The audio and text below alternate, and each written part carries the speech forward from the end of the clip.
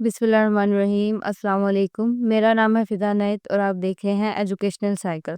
जो आज की हमारी वीडियो है, जैसे कि टाइटल से आपको शो हो रहा है कि आज हम ह्यूमन लाइफ के जो स्टेजेस हैं और उनके जो मीनिंग्स हैं उनके बारे में देखेंगे और समझेंगे कि ह्यूमन की लाइफ में कितनी स्टेजेस आती हैं। एक जो जर्नी होती है from birth to death, from birth to old age, उसके दरमियान में कितनी स्टेजेस आती हैं इंसान की, वो किन किन स्टेजेस से गुजरता है। आज की वीडियो में हम वो स्टेजेस देखेंगे और उनके मीनिंग्स जो हैं उनके समझने की कोशिश करेंगे।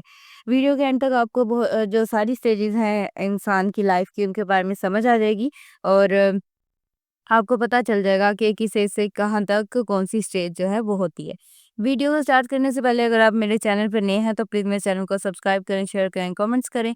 अगर आपको किसी चीज़ की समझ नहीं आती तो आप मुझसे वो कमेंट सेक्शन में पूछ सकते हैं। सबसे पहले अगर हम इंट्रोडक्शन देखें तो हम जानते हैं कि ह्यूमन लाइफ जो है, it is a journey from birth to old age, from birth to death. और ये हर एक जो स्टेज होती है ह्यूमन की लाइफ के अंदर वो अपने एक फिजिकल, इमोशनल या सोशल मीनिंग जो है वो रखती है। हर स्टेज का जो है वो अलग होता है। आज की वीडियो को बनाने का मकसद भी यही है, पर्पस भी यही है कि आप जो की लाइफ स्टेजेस होती हैं उन्हें एक्सप्लोर करें और उनकी जो सिग्निफिकेंस है उसे देखें। सबसे पहले अगर हम बात करें तो हमारी लाइफ में सबसे पहले जो-सा एक स्टेज होती है वो होती है जब बर्थ से लेकर 2 इयर्स जोन से होते हैं, उसे हम इन्फेंसी कहते हैं। इसमें बहुत रैपिड ग्रोथ भी होती है और इंसान एक बच्चा जौन-सा होता है वो डिपेंड कर रहा होता है अपने पेरेंट्स के ऊपर। फिर उसकी जौन-सी होती है वो बेसिक ट्रस्ट या फिर उसकी जो फर्स्ट लर्निंग होती है वो डेवलप होती है। उसकी जो फर्स्ट लर्निंग होती है वो उसके पेरेंट्स के थ्रू होती है। देन एक जो ट्रस्ट का एक जो फैक्टर होता है, एक जो एलिमेंट होता है वो भी डेवलप होता है। फिर इमोशनल बॉन्डिंग उसकी बढ़ती है अपने पेरेंट्स से, अपने सिबलिंग से या जो उसके आस-पास लोग होते हैं उन सब से। और इसमें इमोशनल बॉन्डिंग बहुत ज़्यादा क्रूशियल एक जो एक क्रूशियल जो है वो एक किरदार अदा करती है। आगे हम देखते हैं चाइल्डहुड के अंदर जो इमोशनल बॉन्डिंग है इन्फेंसी के अंदर वो बहुत क्रूशियल किरदार इसी तरह अदा करती है कि इंसान जो अपने 2 सालों के अंदर ऐसे देख रहा होता है या बच्चा जौन सा होता है वो बहुत रैपिड ग्रोथ करता है, तो उसकी जौन सी एक इमोशनल बॉन्डिंग है वो भी उतनी ही ज़्यादा बढ़ती जाती है या इमोशनली वो जो है वो ज़्यादा अपने पेरेंट्स से बहुत ज़्यादा अटैच भी होता है वहाँ। अब चाइल्डहुड की अगर हम बात करें तो वो 3 से 12 साल के जौन से बच्चे होते हैं, ये जो स्टेज होती है यहाँ हम इसे चाइल्डहुड कहते हैं, जिसके अंदर आप लर्न करते हो through the play with your fellows, with your friends. घर में या स्कूल में आप मुख्तलिफ तरह के गेम्स खेलते हो, अपने स्कूल से लर्न करते हो, खेलने से लर्न करते हो। फिर इसमें आपकी जो कुछ सोशल स्किल्स हैं ना, वो भी आपको जो है वो पता चलती हैं, आप सीखते हो, वो डेवलप होती हैं। और ये जो 3 से 12 की जो एज होती है, इसमें आप देखें कि बच्चों में क्यूरियोसिटी बहुत ज़्यादा होती है या फिर क्रिएटिविटी जो-सी होती है वो अपने पीक पर होती है। और उन्हें हर एक चीज़ जाननी होती है, हर एक हर चीज़ में अगर पेरेंट्स मना भी करते हैं लेकिन उन्हें इंटरेस्ट होता है कि इसमें क्या है, तो वो क्यूरियस नेचर जो है वो इस स्टेज के अंदर बहुत ज़्यादा होती है और क्रिएटिविटी भी होती है। बच्चों के अंदर ये जो स्किल होती है क्रिएटिविटी की, ये भी जो है वो डेवलप होती है। आगे अगर हम देखें तो एडोलेसेंस की जो है वो एक हमारी जो स्टेज होती है, ये आती है जो 13 से 19 साल की होती है, 13 टू 19 इयर्स की ये एक स्टेज होती है। प्यूबर्टी एंड इमोशनल चेंजेस इंसान के अंदर आते हैं। फिर उसके बाद जो चाइल्डहुड के अंदर उसकी कुछ एक देखने का जो एक हम कह सकते हैं कि एक आइडियोलॉजी जो-सी होती है वो डिफरेंट हो सकती है, लेकिन 13 से 9 साल की उम्र में जब इमोशनल चेंजेस आते हैं या प्यूबर्टी बढ़ती है, तो वो जो है इंसान जो है वो बहुत लिहाज से भी चेंज होता है या उसकी सोच भी बदल सकती है। फिर इसमें इंडिपेंडेंस की तरफ ज़्यादा ध्यान होता है लोगों का कि हम जितना इंडिपेंडेंट हो सकें और खुद की एक पहचान कर सकें, हम क्या कर सकते हैं, कहाँ हमारी स्किल्स अच्छी हैं, कहाँ नहीं हैं। मुख्तलिफ फ़ील्ड्स को चूज़ किया जाता है, अपना एक जो फ्यूचर है वहाँ यहाँ एक तरतीब देना उसे शुरू कर दिया जाता है।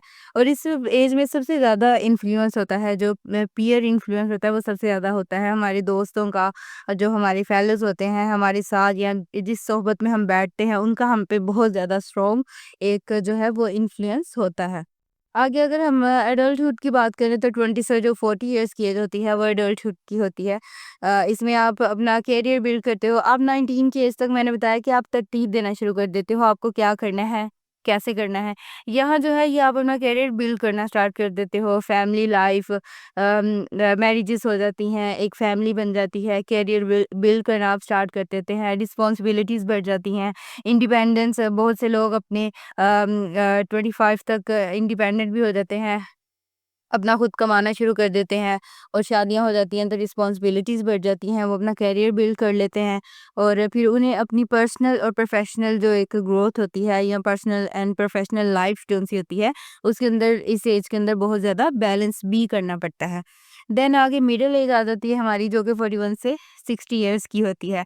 इसमें आप ज़्यादा स्टेबिलिटी या अचीवमेंट्स की तरफ 40 तक तो आपने अपना एक करियर बिल्ड कर लिया, देन फिर आप अचीवमेंट्स की तरफ आ जाते हैं। ज़्यादा आपको अचीवमेंट मिलती हैं या आप उस जो आपने करियर बिल्ड किया उसे स्टेबल करने की कोशिश करते हैं। फिर जो सी मिडिल लाइफ होती है वो चैलेंजिंग भी होती है या क्राइसिस भी हो सकते हैं इंसान को जो वो कर रहा है, ज़रूरी नहीं कि वो हमेशा ही एक बहुत अच्छे से चलता रहे। फिर इसमें इस एज में इम्पोर्टेंस ऑफ गाइडिंग भी होती है, importance of guiding the next generation. अब जो 40 से ऊपर या 60 तक लोग होते हैं, हम जो नेक्स्ट जनरेशन आती है उन्हें गाइड भी कर रहे होते हैं, अपने तजर्बे बता रहे होते हैं, और उन्हें उनकी लाइफ में एक हेल्दी गाइडेंस की जो ज़रूरत होती है वो ये लोग दे भी रहे होते हैं। तो ये एज बहुत ज़्यादा इंपॉर्टेंट होती है नेक्स्ट जनरेशन को गाइड करने के लिए भी। फिर लास्ट एज आती है जो ओल्ड एज होती है, 60 अबव जोन-सी होती है वो सारी ओल्ड एज होती है और फिज़िकल डिक्लाइन शुरू हो जाता है। विज़डम भी जोन-सा होता है, विज़डम बढ़ भी जाता है लेकिन जो फिज़िकली होता है वो इंसान का जो है वो डिक्लाइन स्टार्ट हो जाता है। वो वैसा इतना फिट नहीं रहता या वैसी हेल्थ नहीं रहती जैसी उसकी पहले होती है। फिर जो लाइफ़ की जर्नी है लोग उस पे रिफ्लेक्ट करना शुरू कर देते हैं कि हमने अपने 60 इयर्स में क्या किया, लाइफ अच्छी गई, बुरी गई, हमने जो करियर बनाया वो कहाँ तक चल सका, हमारी जो मैरिज लाइफ है वो कैसी गई।